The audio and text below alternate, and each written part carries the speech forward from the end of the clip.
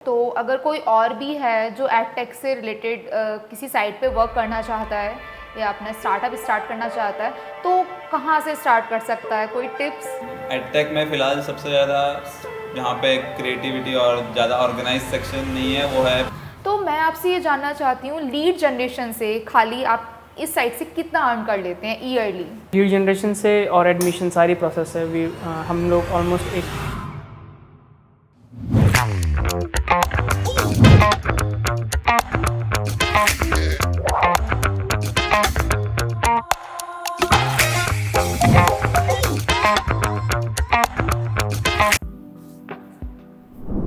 Hello everyone, welcome back to my channel beyond fame with Payal. और आज मेरे साथ हैं मुंबई बेस्ड एडटेक स्टार्टअप के founders. So welcome Sandeep and Shahroz. तो संदीप, अपने बारे में सबसे पहले हमें बताइए। सो मैं ऑलमोस्ट 10 ईयर्स से एसईओ फील्ड में हूँ और from last 10 years only we have our website जो आईएएस पेपर नाम से है। हम लोग वहाँ पे जो भी एंट्रेंस एग्जामिनेशन होती है, engineering, medical, pharmacy, agriculture, polytechnic या फिर कोई भी आप जो एंट्रेंस एग्जामिनेशन आप अज्यूम करो, वो हमारे वेबसाइट पे रहती है। और हम प्राइवेट यूनिवर्सिटीज़ को लीड देते हैं स्टूडेंट्स के एडमिशन में, कई बार फॉर्म सबमिशन के लिए, कई बार एडमिशन के लिए लीड देते हैं। तो अलग अलग तरह के लीड्स प्राइवेट यूनिवर्सिटीज़ को देते हैं।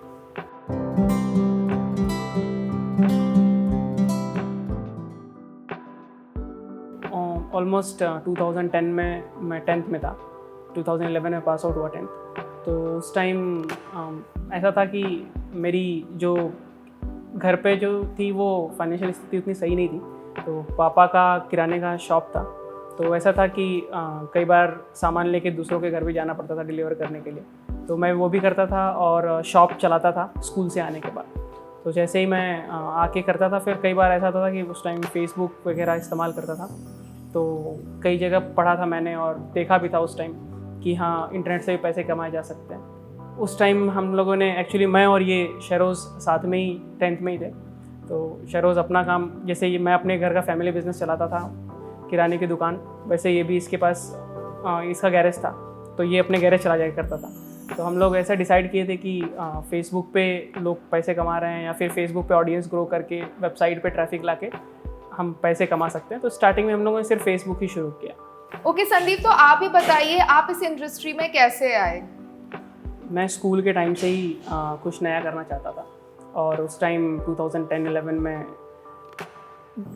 डिजिटली कुछ नया करके इस इंडस्ट्री में आना चाहता था। तो 10-11 में 11-12 साइंस से किया, फिर इंजीनियरिंग किया। इंजीनियरिंग में 2 साल पढ़ाई किया, फिर इंजीनियरिंग ड्रॉप आउट करके फिर बीएससी आईटी किया और साथ में साइमल्टेनियसली एसईओ के बारे में रिसर्च करता रहा और फिर वेबसाइट बनाई। इंजीनियरिंग ड्रॉप क्यों कर दी? इंजीनियरिंग ड्रॉप मुझे एक्चुअली, मैंने कंप्यूटर साइंस ले लिया था, तो कंप्यूटर साइंस मेरे को समझ में आ नहीं रहा था। पहले साल तो सब ठीक था, दूसरे साल तक मुझे ऐसा लगा कि मुझे नहीं करना चाहिए और मुझे समझ में भी नहीं आ रहा था कोडिंग वगैरह ज़्यादा।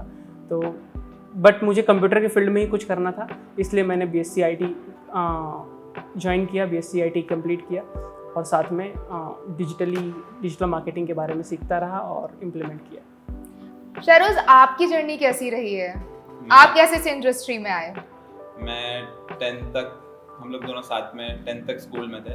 10th के बाद मैंने फैमिली बिजनेस ज्वाइन कर लिया, मेरा गैरेज है फैमिली बिजनेस, तो मैं वहाँ पे टाइम देता था और साथ में मैंने 12th भी कंप्लीट किया था। तो वहाँ पे मुझे रह के समझ में आया कि ये बिज़नेस मैं ग्रो नहीं कर सकता क्योंकि मेरा इंटरेस्ट नहीं था उसमें। तो मैंने सोचा फिर अब कुछ नया करना पड़ेगा। तो उस टाइम पे इंटरनेट काफ़ी बूम हो रहा था और फेसबुक का ट्रेंड काफ़ी था। उस टाइम पे सबसे बड़ा सोशल नेटवर्क था फेसबुक। तो हम लोग ने फेसबुक पे रिसर्च स्टार्ट किया, फेसबुक पे कैसे चल रहा है, लोग कैसे पैसा कमा रहे हैं। तो उस तरीके से हमने फेसबुक पेज स्टार्ट किया और उसके बाद मैं ड्रॉप ऑफ ले लिया था। मैंने 12th के बाद पढ़ाई छोड़ दी थी। फिर उसके बाद मुझे समझ में आया कि और पढ़ना चाहिए था। उसके बाद मैंने बीसीए किया, अपना ग्रेजुएशन कंप्लीट किया।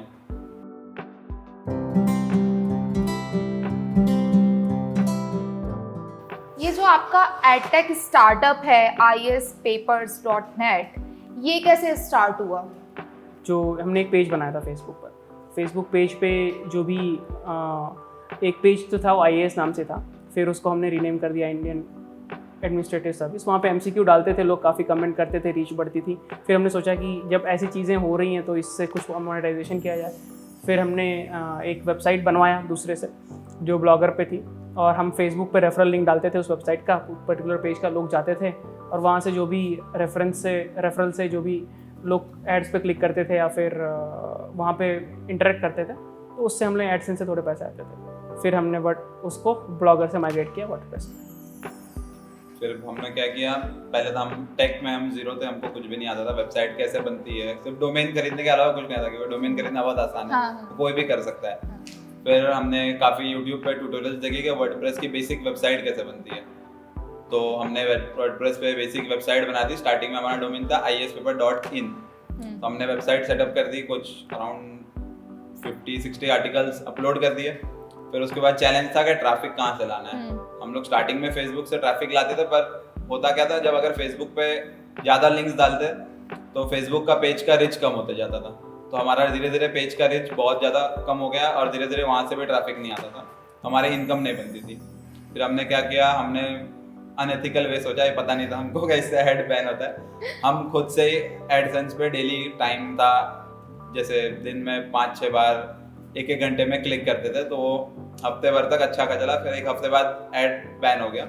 फिर हमने ऑलमोस्ट 6 महीने तक बहुत ट्राई किया, एडसेंस अनबैन नहीं हो रहा था, क्योंकि शायद वो पॉसिबल नहीं है। तो फिर हमने ये सोचा कि हमको डोमेन माइग्रेट करना चाहिए, तो हमने नया डोमेन लेके सारा आर्टिकल फिर से उस पर रीपोस्ट किया। फिर वहाँ से हमने स्टार्ट किया ispaper.net। तो कितना साल हो गए हैं ispaper.net को? .net को ऑलमोस्ट 8 ईयर्स हो गए। 8 ईयर्स? Yes. तो 8 ईयर्स से आप दोनों उस साइट पर काम कर रहे हो। Yes. तो इस साइट के अलावा भी आप लोगों के पास और साइट्स हैं जिन पर आप वर्क करते हो? हाँ, नीच साइट्स है अभी। ओके। कुछ नीच साइट हमने बनाई है जहाँ पे हम जो भी आज तक की लर्निंग है वो इम्प्लीमेंट करते रहते हैं।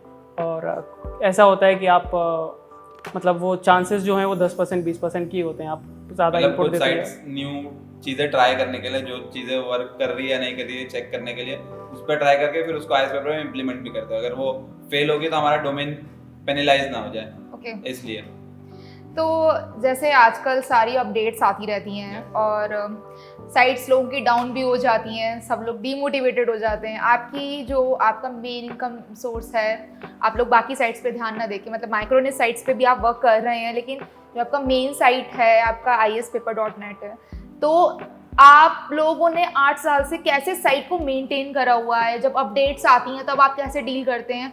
और क्या कभी आपने साइट के साथ डाउनफॉल भी देखा है कि कभी साइट डाउन हो गई हो? यूजुअली साइट डाउन सीजन में होता है, बिकॉज ये एकेडमिक्स की वेबसाइट है। तो कभी ऐसा होता है कि जब एग्जामिनेशन और एडमिशन चलते हैं उस टाइम ज़्यादा ट्रैफिक होता है, और जब एग्जामिनेशन नहीं चलते हैं या फिर एडमिशन बंद हो जाते हैं साल के एंड तक, तो ट्रैफिक कम हो जाता है। तो ये सीजनल होता है। कभी भी हमें रैंकिंग्स में असर पड़ा है, पेनल्टी वगैरह कोई अपडेट आई हो? एल्गो अपडेट से कभी हमें प्रॉब्लम नहीं हुई है, बिकॉज हम लोग हमेशा एक एथिकल वे में काम करते हैं। हम लॉन्ग टर्म विजन लेके चलते हैं, और कोई भी कंटेंट लिखते हैं तो वो ये इसलिए नहीं सोच के चलते हैं कि हमें 6 महीना या 1 साल हमें पैसे बनाने हैं या फिर हमें 1 साल ही रहना है। हम ये सोच के चलते हैं कि we have to be there for the longer time. जब आप लंबे समय के लिए कोई चीज़ करते हो प्लान, तो वो आप सारी चीज़ों को हमारे हिसाब से या फिर गूगल के जो एथिकल वेज हैं जो वो सजेस्ट करता है कि आपको सिर्फ इतने ही फॉलो करना है। तो आप 10 साल पहले भी सेम प्रैक्टिस थी और 10 साल 20 साल बाद भी सेम प्रैक्टिस ही रहने वाली है।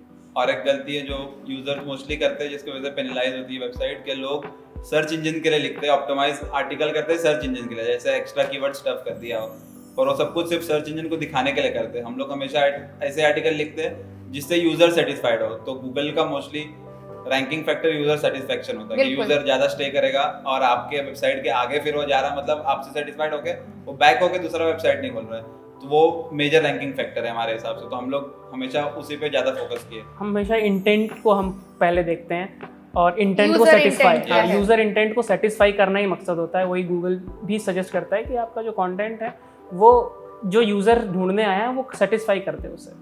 हम भी हमेशा वही करते हैं। तो देखा आपने, आज भी जैसे हम सब लोग परेशान हो जाते हैं कि अपडेट्स आ गई हैं, साइट डाउन हो गई है, रैंकिंग डाउन हो गई है, लेकिन इन दोनों ने अपनी साइट को 8 ईयर से कंटिन्यू मेंटेन करा हुआ है, साइट की रैंकिंग डाउन नहीं होने दी है। तो अगर किसी को एसईओ में अपने कॉम्पिटिटर को एनालिसिस करना है, स्टडी करना है, तो आप इनकी साइट को जाके देख सकते हैं किस तरह से ये कंटेंट कर रहे हैं, किस तरह से ये ऑफ पेज एसईओ कर रहे हैं। बहुत हद तक आपको चीज़ें सीखने को मिल जाएंगी इनकी साइट से।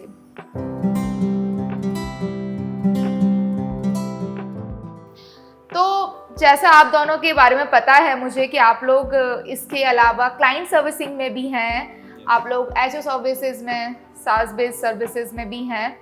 तो क्लाइंट्स में कब से आए? ऑलमोस्ट 2 years से। क्लाइंट्स में आने का आइडिया कहाँ से आया कि चलो क्लाइंट सर्विसिंग में चलते हैं? लॉकडाउन में, मोस्टली लॉकडाउन के फर्स्ट वीक से ही लोगों को पता चल गया था कि अब एग्जाम्स काफ़ी हद तक पोस्टपोन्ड हो जाएंगे। तो काफ़ी एग्जाम्स 1 year 1.5 year तक पोस्टपोन्ड हो गए थे, स्टेट एग्जाम्स और एंट्रेंस एग्जाम्स सारे। तो उसके वजह से क्या हुआ था कि हमारे कीवर्ड्स मेंटेन थे, रैंकिंग मेंटेन थे, पर लोग उसकी चीज़ों को ढूंढ नहीं रहे थे। तो साइट पे ट्रैफिक कम हो गया था उसके वजह से। तो उस रीज़न से थोड़ा कैश फ्लो हो गया था। तो हमने लॉकडाउन में सोचा कि हमको और कोई बड़ा अल्टरनेटिव बिजनेस भी स्टार्ट करना चाहिए जहाँ पे हमारी एक्सपर्टी है। तो उस रीज़न से हमने कंसल्टिंग में स्टार्ट किया हमारा बिजनेस। मैं आप लोगों को बताना चाहती हूँ कि इंडिया के टॉप ब्रांड्स का एसईओ ये दोनों ही करते हैं। पॉलिसीज़ के अकॉर्डिंग क्लाइंट का नेम रिवील नहीं कर सकते हैं, लेकिन टॉप कंपनी जो इंटरनेशनल लेवल पे ब्रांड बन चुकी हैं उन सबका एसईओ कंसल्टेशन यही लोग देते हैं। तो अगर किसी और को भी क्लाइंट सर्विसेज में जाना है, जैसे 2 साल में आप लोग इतना ऊपर पहुंच गए हैं कि जो इंडिया की टॉप कंपनीज़ हैं आप उनके एसईओ को देख रहे हैं, तो अगर किसी और को भी क्लाइंट सर्विसेज में जाना है वो क्या कर सकता है? तो यूजुअली कई तरीके होते हैं क्लाइंट सर्विसेज के। या तो आप छोटे क्लाइंट लो या फिर आप बड़े क्लाइंट्स के साथ काम करें। तो यूजुअली अगर बड़े क्लाइंट की बात करें तो आप एक्सपर्टी के ऊपर डिपेंड करता है। हमारी एक्सपर्टी एसईओ में है, टेक एसईओ में है, कंटेंट मार्केटिंग में है, डिजिटल मार्केटिंग में है। तो हम जो हैं वो लिंक्डइन के जरिए कनेक्शंस बनाते थे और लिंक्डइन के जरिए कनेक्शन बना के देखते हैं कि उनकी रिक्वायरमेंट क्या है। कई बार उनके वेबसाइट पे भी करियर के सेक्शन में आपको दिख जाए कि दे नीड एसईओ एग्जीक्यूटिव या एसईओ एक्सपर्ट या एसईओ मैनेजर, या फिर आपको लिंक्डइन पे भी जॉब पोस्टिंग में आप देख सकते हैं। तो उनके एचआर को आप पिच कर सकते हैं, एचआर के साथ कांटेक्ट करके कि वी आर द प्रोवाइडर, आपको इस कैंडिडेट की ज़रूरत है, तो we can help you out कि आपका गोल क्या है। एंड अगर वो आपको किसी तरह से कॉन्टेक्ट करा देते हैं एचआर उस कंपनी के सीईओ से या फिर सीटीओ से या फिर मार्केटिंग हेड से, तो आप उनको अपनी सर्विस उनको एम्प्लॉय की ज़रूरत थी, बट इंस्टेड ऑफ एम्प्लॉय आप उनको अपनी सर्विस पिच कर दो और बता दो कि how you can help them to reach the level they want. तो आप अपने प्रूवन रिकॉर्ड्स दिखा सकते हैं और प्रूवन रिकॉर्ड दिखाने के बाद they will work with you कि हाँ ठीक है, instead of hiring someone as a full time we will take the help of you and we will implement all those strategies. And वो इम्प्लीमेंट करने के बाद द वे दे वांट कि हम इस लेवल पे हैं, इस लेवल पे पहुंचना चाहते हैं, तो वो सारी चीज़ें आप उनको आप सेल कर सकते हैं अपनी सर्विसेज। यहाँ पर बहुत अच्छी एक टिप दी है संदीप ने कि कैसे आप लोग क्लाइंट्स को रीच आउट कर सकते हैं या अपनी सर्विसेज उन्हें दे सकते हैं। ये लोग कंसल्टेशन का भी चार्ज करते हैं। बड़ी बड़ी कंपनीज को कंसल्टेशंस की भी ज़रूरत पड़ती है, तो आप एज अ एसईओ कंसल्टेंट भी वर्क कर सकते हैं। तो संदीप, जैसे आप लोग इतने साल से पहले तो अपनी साइट पे वर्क कर रहे थे, आपकी अपनी साइट्स हैं या iespapers.net, अब उसके बाद जब आप क्लाइंट में आए तो आप लोगों ने अपने अंदर क्या चेंजेस या लर्निंग फील करी है? क्योंकि जब आप इतने बड़े क्लाइंट के साथ इंडिया लेवल पे जो कंपनीज हैं बड़ी, आप उनके साथ आप डील कर रहे हैं, उनके साथ वर्क कर रहे हैं, तो इतनी बड़ी टीम, इतनी बड़ी कंपनीज के साथ वर्क करने का एक्सपीरियंस कैसा है आपका? ऑफ कोर्स जो लर्निंग और माइंडसेट मिलता है वहाँ पे, वो शायद ही अगर हम लोग अगर अकेले जो करते रहते थे, अभी ये जो छोटे ग्रुप के साथ 20-30 लोगों की टीम के साथ कर रहे थे, वो भी सारे चीज़ें जो हैं इम्प्लीमेंटेशंस और सारी स्ट्रेटेजीज वो अपनी खुद की रहती थी, तो हमें कुछ नया नहीं सीखने को मिलता था। जब आप बड़ी कंपनीज़ के साथ काम करते हो तो उनका एक प्रोसेस होता है और वो प्रोसेस में ना बहुत सारी चीज़ें समझ में आती हैं कि उनके अलग से फाइनेंसेस रहते हैं, उनके एचआर टीम रहती है, उनके ऑपरेशंस रहते हैं, उनके सेल्स रहते हैं, कैसे कई लोगों तक वो जुड़ते हैं, उनका मोटो क्या होता है, विजन क्या होता है, और वो कैसे चीज़ों को इम्प्लीमेंट करते हैं, कैसे चीज़ों को ट्रैक करते हैं, वीकली मीटिंग्स कैसे होती हैं। हम लोग तो कभी अपने एम्प्लॉयज़ के साथ मीटिंग भी नहीं लेते थे, हम सिर्फ ऐसे ही आपस में बात करके कर लेते थे। पर यूजुअली कैसे वो चीज़ों को ट्रैक कैसे करते हैं, OKR डिसाइड होता है, KPIs डिसाइड होती हैं, गोल कैसे सेट होता है कि हम अगले 3 महीने में हम कहाँ पहुँचने वाले हैं, कितना रेवेन्यू हमें जनरेट करना है। तो ये सारी चीज़ें एथिकली मोरली कैसे रहना है, लोगों से बात कैसे करना है, टाइम के कितने पंक्चुअल होते हैं। जैसे टाइम मीटिंग में बोला कि आपको 12 बजे आना, तो 12 बजे आप 12 बजने में 1 मिनट रहेगा तभी आपको आना होता है। तो ये सारी चीज़ें पंक्चुअलिटी और जो सिस्टम होता है, विजन और एक्यूरेसी, ये सारी चीज़ें आप बड़े क्लाइंट्स के साथ जब आप काम करते हो तो बहुत सारी चीज़ें, नई चीज़ें सीखने को मिलती हैं। सबसे बड़ी ये चीज़ सीखने मिली हमको कि हम लोग काफ़ी ऑर्गेनाइज हो गए। पहले हम बिल्कुल ऑर्गेनाइज नहीं होते थे। जैसे जो काम आज आया याद पर आज टाइम नहीं है, तो उसको लिख के नहीं रखते थे, कल भी भूल जाते थे, फिर वो कब याद आता था वो कब होता था। तो सबसे बड़ा काम हमने ये किया, हम काफ़ी ऑर्गेनाइज हो गए। और सबसे मेन चीज़ जो हमको सीखने मिली है वो है एक्सपीरियंस, जो कि पैसों से भी नहीं सीखा जाता है। अगर आपके पास पैसे भी नहीं है और पैसे है फिर भी आप एक्सपीरियंस नहीं ले सकते हो कि इंडस्ट्री में कैसा एक्सपीरियंस होता है, कैसा काम होता है। तो ये सबसे बड़ी चीज़ हमको सीखने मिली।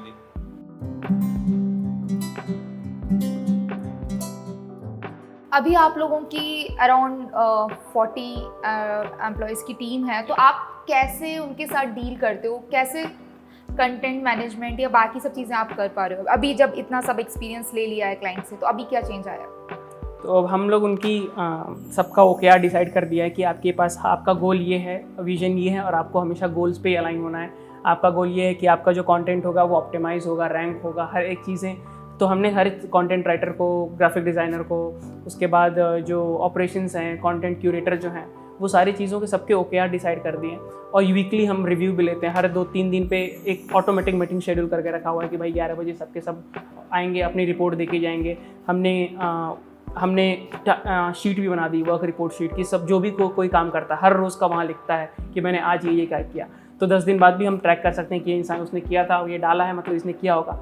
और फिर हम उसके लिए वो भी रिस्पॉन्सिबल होता है कि हाँ मैंने ये डाला है, मतलब मैंने किया है। तो कल 10 दिन बाद भी अगर हम चेक करते हैं तो वो चीज़ें हो ही रहती हैं और सारी चीज़ों को ट्रैक भी कर पाते हैं। यूजुअली पहले ऐसा रहता था कि समझ में नहीं आता था कि इतने सारे काम को कैसे हैंडल किया जाए। जब आप सीख के आते हो कॉर्पोरेट में या फिर किसी इंडस्ट्री में, तो आपको समझ में आता है कि चीज़ों को ऑर्गेनाइज वे में प्रायोरिटी किसको देनी है और किस चीज़ को आज करना है, किस चीज़ को कल करना है, किस तरह से चीज़ों को स्प्रिंट वाइज लेके जाना है, डेवलपमेंट कैसे चलता है और टेक वाले पार्ट को कैसे सॉल्यूशन देना है और जो पैसे हैं, पैसे के फोरकास्ट कैसे करना है, MRR कैसे क्रिएट करना है, ARR कैसे क्रिएट होगा, रिटेंशन कितना रखना है, ये सारी चीज़ें बाद में वहाँ जाने के बाद। और जो मेन इशू था हमारा, हम लोग ने कभी भी अपने एम्प्लॉयज़ को लर्निंग नहीं दी थी, उनको कुछ नया सिखाया नहीं था, सिर्फ उनसे जितना काम था उनको उतना ही सिखाया था। तो इससे क्या हो रहा था, हम पे काफ़ी बर्डन आ रहा था। तो हमको वहाँ पे जाके ये भी समझ में आया कि लर्निंग देना ज़रूरी है। जैसे हमने भी काफ़ी चीज़ सीखी है वहाँ जाके, तो हमने अपने एम्प्लॉयज़ को काफ़ी अपस्केल किया है, नई नई लर्निंग्स दी है। जैसे मार्केट में अभी क्या चल रहा है उसके हिसाब से उनको अपडेटेड रखा है। तो उससे काफ़ी हमारे कंपनी को काफ़ी फ़ायदा हुआ है उस चीज़ से। फिर वहाँ पे हमने TOTEC SEO सीखा और इम्प्लीमेंट किया, वो हमने अपने सारे एम्प्लॉयज़ को बताया। तो वो भी कभी भी टूल को यूज़ कर पाते हैं। कीवर्ड रिसर्च पहले हम लोग ही खुद करते थे, हर एक काम खुद ही करते थे, बस उनको बोलते थे कि भाई ये कीवर्ड है, इसके अगेंस्ट में ये कंटेंट बनाना है, ये चीज़ यहाँ पे होनी चाहिए। अब हमने ये सारी चीज़ें सीखने के बाद हम उनको सिखाते हैं और वो खुद ही ये सारी चीज़ें कर पाते हैं, तो हमारा लोड थोड़ा कम हो जाता है। ओके, तो अब वर्कलोड थोड़ा कम हुआ तो आप बाकी नई चीज़ों चीज़ों पे फोकस एक्सप्लोर कर पा रहे हैं। नाइस।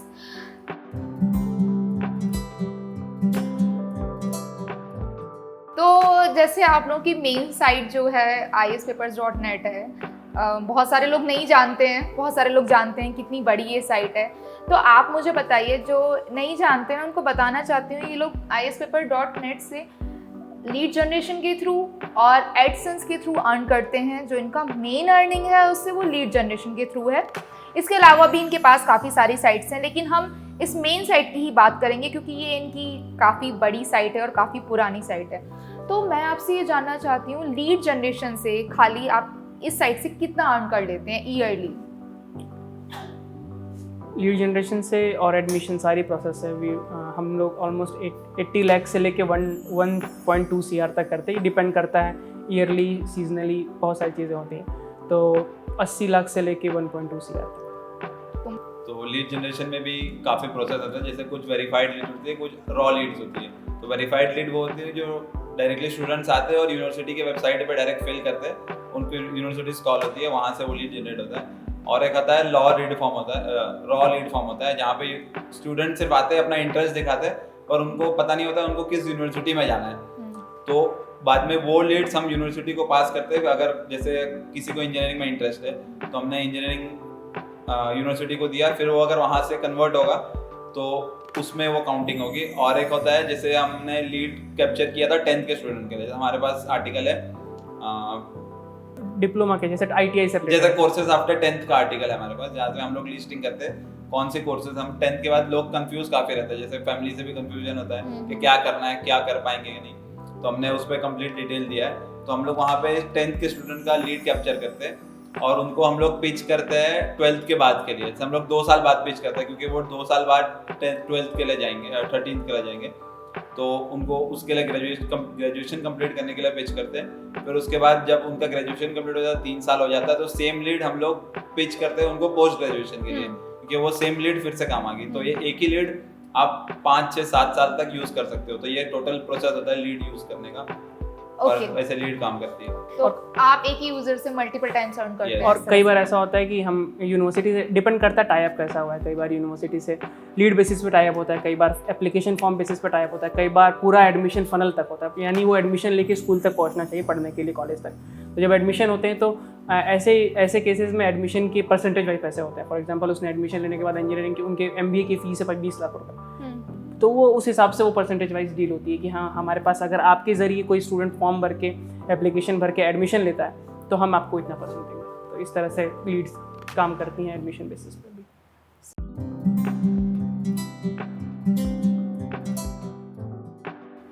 तो जैसा मुझे पता है आप दोनों को साथ में इस पार्टनरशिप में 10 साल हो गए हैं, इस कंपनी को चलाते हुए। बिजनेस पार्टनरशिप में 10 साल। बिजनेस पार्टनरशिप में तो पहले से भी जानते थे आप एक दूसरे को ना? कितने सालों से जानते हैं आप एक दूसरे को? स्कूल से साथ में 2006 से। 2006 से आप साथ में हैं। तो जैसा आज के टाइम में होता है कई बार, मतलब जब हम लाइफ पार्टनर को सेलेक्ट करने जाते हैं, मुझे ऐसा लगता है जैसे आप लाइफ पार्टनर को सोच समझ के सेलेक्ट करते हैं, सेम आप बिजनेस पार्टनर को भी इसी तरह से सोच समझ के ही सेलेक्ट करा जाता है। ऐसा नहीं है आप किसी को भी पार्टनर बना लें। तो क्या देखकर आप दोनों ने एक दूसरे को चूज करा कि ठीक है हमें एक दूसरे के साथ काम करना है? तो उस टाइम एक्चुअली स्कूल में थे तो ठीक है, फ्रेंड्स थे, बहुत सारे फ्रेंड्स भी थे, पर सबका इंटरेस्ट टेक में था नहीं। बहुत कम लोग थे जिनका टेक में इंटरेस्ट था। तो शरोज का और मेरा दोनों का ही टेक में इंटरेस्ट था, पर टेक कोडिंग में इंटरेस्ट नहीं था, कुछ बिजनेस करने में इंटरेस्ट था जिसमें टेक इन्वॉल्व हो, मार्केटिंग इन्वॉल्व हो। तो इसलिए हम लोगों ने साथ में ही मिलकर सोचा था, डिसाइड किया था इसके बारे में, वेबसाइट के बारे में, और साथ में चलती अभी तक तो साथ में ही चलते आ रहे हैं। बट इट्स ऑल अबाउट कि आप कितने एक दूसरे के ऊपर ट्रस्ट करते हो, कितने ट्रांसपेरेंट हो, और इनपुट दोनों तरफ से ना सेम होना चाहिए। 50-50% रहेगा इनपुट तो सही है। एक तरफ से अगर 60 हो रहा है, एक तरफ से 40 हो रहा है, तो जो 60 दे रहा है मे बी वो ऐसा सोचेगा कि हाँ मैं क्यों ज़्यादा करूँ, या फिर वो कम कर रहा है तो वो बोल नहीं पाएगा, या फिर बोल भी रहा है तो मे बी झगड़े भी हो सकते हैं, या फिर डिसीज़न जो हैं वो कई बार, मतलब बातें जो हैं वो कई बार बढ़ जाती हैं और फिर पार्टनरशिप टूट जाती है कई लोगों की। पर ये तभी हो सकता है लॉन्ग टर्म में जब आपका विजन अलाइन हो, लाइक माइंडेड लोग हों। और ठीक है, अगर मान के चले आप मेरे बात से असहमत हो तो ठीक है, टाइम दे देना चाहिए। If you are not agree with the other partner statement no, then it's okay, रुक जाना है, टाइम दे देना है कि एक काम करो, तुम ट्राई कर लो, अगर होता है तो ठीक है, नहीं होता है जैसे कोई चीज़ हमारे बीच में बात हो गई जिसके लिए ये एग्री कर रहा है पर मैं नहीं कर रहा हूँ, तो ऐसा नहीं है कि हम डायरेक्टली फाइट करेंगे, नहीं जो मैं बोल रहा हूँ वो होना चाहिए, जो ये बोल रहा है वो नहीं होना चाहिए। हम लोग टाइम दे देंगे, जैसे ट्राई कर लेंगे, जैसे जी इसने बोला तो वो चीज़ भी ट्राई कर लेंगे, जो मैंने बोला वो भी ट्राई कर लेंगे। टाइम स्पेन के हिसाब से पता चल जाएगा बेस्ट रिजल्ट किस चीज़ से आ रहा है। तो जहाँ पे नंबर्स और लॉजिक्स सही हैं, साफ हैं, वहाँ पे फिर इमोशन तो आता नहीं। फिर जब आपके पास नंबर्स हैं कि हाँ ये काम करने से सही रिजल्ट आ रहा है तो आप नंबर है, और इमोशन की ज़रूरत नहीं है। लॉजिक है कि नंबर अच्छा है, मतलब लॉजिक है कि साफ करना है, सही करना है, तो वही काम कर लें। आप दोनों सब इतने टाइम से साथ में हैं, बहुत सारे अप्स एंड डाउन साथ में देखे होंगे, तो सबसे खुशी वाला दिन बिजनेस के टाइम में वो कौन सा रहा था? कि अब जब लगा हो कि now finally we have achieved something, वो पॉइंट कब आया था? कि वो पॉइंट वही लॉकडाउन के बाद जब हमने ट्राई किया था कंसल्टिंग करना, तो जो फर्स्ट कंपनी एक अच्छी कंपनी मिल गई जिसमें हम कंसल्टिंग, हमने सोचा भी नहीं था फर्स्ट कंपनी इतनी बड़ी कंपनी हमको मिलेगी और इतना सस्टेनेबल कंपनी होगी। हम लोग तो नॉर्मल क्लाइंट से शायद ढूंढ रहे थे कि बस कुछ मिल जाए जिससे हम हमारा कैश फ्लो इशू भी खत्म हो जाए और हम कुछ नया कर लें। पर फर्स्ट कंपनी इतनी अच्छी कंपनी मिल गई और इतनी बड़ी कंपनी मिल गई, एक लक भी बोल सकते हैं इसे। और उनको हमारा काम भी अच्छा लगता है, इसलिए वो हमारे साथ जुड़े हुए हैं और हमेशा जुड़े रहेंगे। जब तक हम अच्छे से कर रहे हैं उनके साथ। तो यही एक मूवमेंट था जो अब उस टाइम अच्छा लगा था, और जब भी उस चीज़ को याद करते हैं, वो डेट भी याद है और वो याद करते हैं तो अच्छा महसूस होता है। नाइस।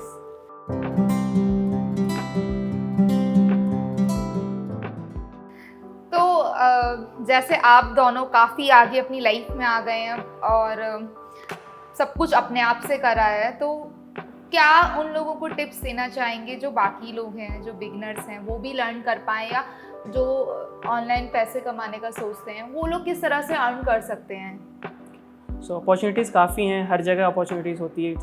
कि आपको देखना होता है सिर्फ कि आप किस चीज़ में अच्छे हो। हमने स्किल एक्वायर की थी एसईओ की, और हमें पसंद है एसईओ। मुझे भी पसंद है डिजिटल मार्केटिंग, एसईओ। ये कोडिंग मुझे पसंद नहीं थी, इसलिए मैं इंजीनियरिंग छोड़ के आया।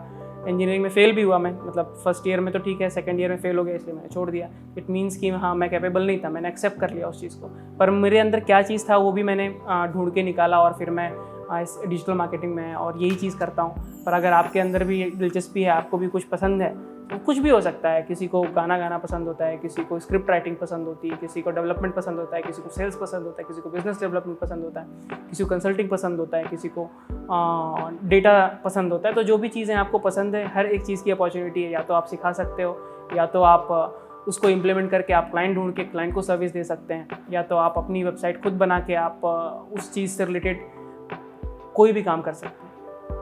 तो आप लोग अभी एडटेक स्टार्टअप में काम कर रहे हो, तो अगर कोई और भी है जो एडटेक से रिलेटेड किसी साइट पे वर्क करना चाहता है या अपना स्टार्टअप स्टार्ट करना चाहता है, तो कहाँ से स्टार्ट कर सकता है? कोई टिप्स?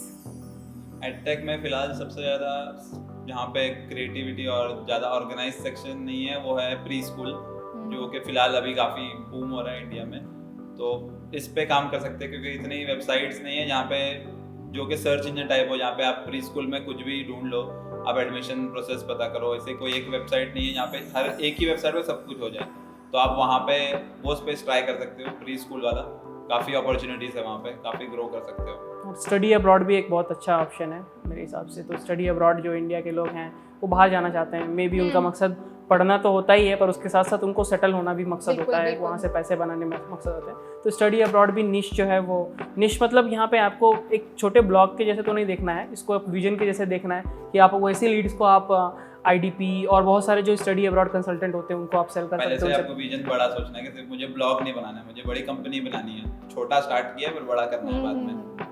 तो ऐसी कुछ चीज़ें कर सकते हैं स्टडी अब्रॉड निश में। तो देखा आपने, आज हमारे साथ शहरोज और संदीप ने कितनी सारी टिप्स अपनी शेयर करी हैं, और आप भी उन्हें इम्प्लीमेंट कर सकते हैं। और इनकी इतनी सारी टिप्स शेयर करने के लिए एक लाइक तो बनता है, तो प्लीज़ लाइक करना ना भूलें। और आपके जो भी कमेंट्स हैं एडटेक स्टार्टअप से रिलेटेड, जो भी आपके क्वेश्चंस हैं, वो आप हमें कमेंट सेक्शन में बता सकते हैं। शहरोज और संदीप उसका रिप्लाई ज़रूर करेंगे। संदीप और शहरोज, हमारे शो में आने के लिए आपका बहुत बहुत धन्यवाद। Thank you.